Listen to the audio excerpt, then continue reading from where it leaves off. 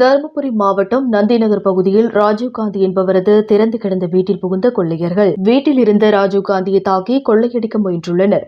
வீட்டில் இருந்தவர்கள் கூச்சலிடவே திருடர்கள் தப்பியோடியுள்ளனர். இதனைத் தொடர்ந்து மொன்னையன் கொட்டா என்ற பகுதிக்கு சென்ற கொள்ளையர்கள் டாஸ்மாக் ஊழியரான சின்னசாமி என்பவரது வீடு திறந்து கிடக்க, சின்னசாமியின் மனைவி சாந்தி களத்தில் இருந்த சுமார் 7 பவுன் தங்கச்செயின் மற்றும் பீரோவில் இருந்த சுமார் 40,000 பணத்தினை கொள்ளையர்கள் கொள்ளையடித்து தப்பி சென்றுள்ளனர். வெயிலின் புழுக்கம் தாங்காமல் திறந்து கிடந்த வீடுகளை நோட்டமிட்டு கொள்ளையர்கள் கைவரிசை காட்டியுள்ளனர். இச்சம்பவம் தொடர்பாக தருமபுரி நகர போலீசார் விசாரணை நடத்தி வருகின்றனர். 4 பேர் கொண்ட கும்பல் கொள்ளையில் ஈடுபட்டிருப்பதாக கூறப்படுகிறது. இந்த கொள்ளை சம்பவத்தால் தருமபுரி நகர் முழுவதும் பரபரப்பாக பேசப்பட்டு வருகிறது. தருமபுரியில் இருந்து ரிப்போர்ட்டர் சீனிவாசன்.